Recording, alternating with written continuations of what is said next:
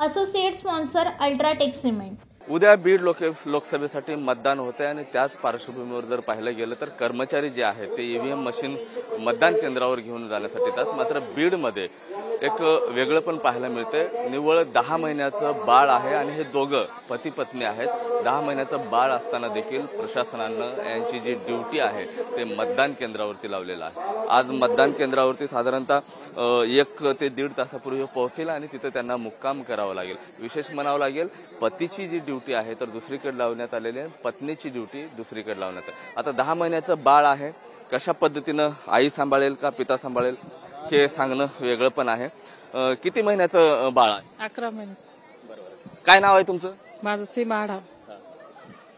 बाळ रडतंय तुमचं? हो, वातावरणामुळे गरमी। यापूर्वी अशी कधी ड्युटी लागली होती लहान बाळासोबत? नाही, लहान बाळासोबत फर्स्ट टाइमच लागली।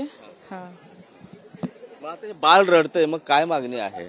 आता माझ्या बदले दुसरे कर्मचारी देणार आहेत, कारण गरमी वातावरण असल्यामुळे ते राहू शकत नाही ना निवडणुकीच्या। मात्र अशा पद्धतीनं तुम्ही दोघं एकत्रित बाळाला हे केलं होतं, मात्र तुमची ड्युटी वेगळी लागली, यांची ड्युटी वेगळी लागली, तर मग बाळाला कसं हे करणार? सर, आम्ही दोघंही पती पत्नी शासकीय सेवेमध्ये असल्यामुळं की राष्ट्रीय कामांतर्गत आम्हाला दोघांना ड्युटी आलेली आहे, परंतु वरिष्ठ अधिकाऱ्यांनी आज सांगितलेलं आहे की एक जणांची कॅन्सल करून। मात्र लहान बाळ आहे, उन्हाची धग जास्त आहे, आता सांभाळायचं कोणी? तुम्ही सांभाळणार का मॅडम सांभाळणार? तर दोघांपैकी एक जणांची कॅन्सल ड्युटी करणार असल्यामुळं तर आईला शक्यतो त्यांच्या आईला सुट्टी देणार आहेत आणि माझी ड्युटी कंटिन्यू राहील।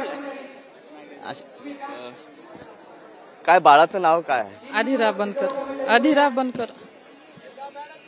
आता यापूर्वी बाळ रडत होतं? हो।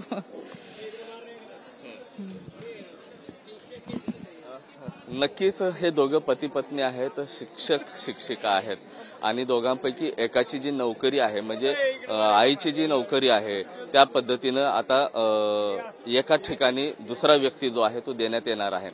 कॅमेरा पर्सन मिलिंदसह मी Mahendra Kumar Mudholkar, TV9 Marathi, Beed. Associate sponsor UltraTech cement.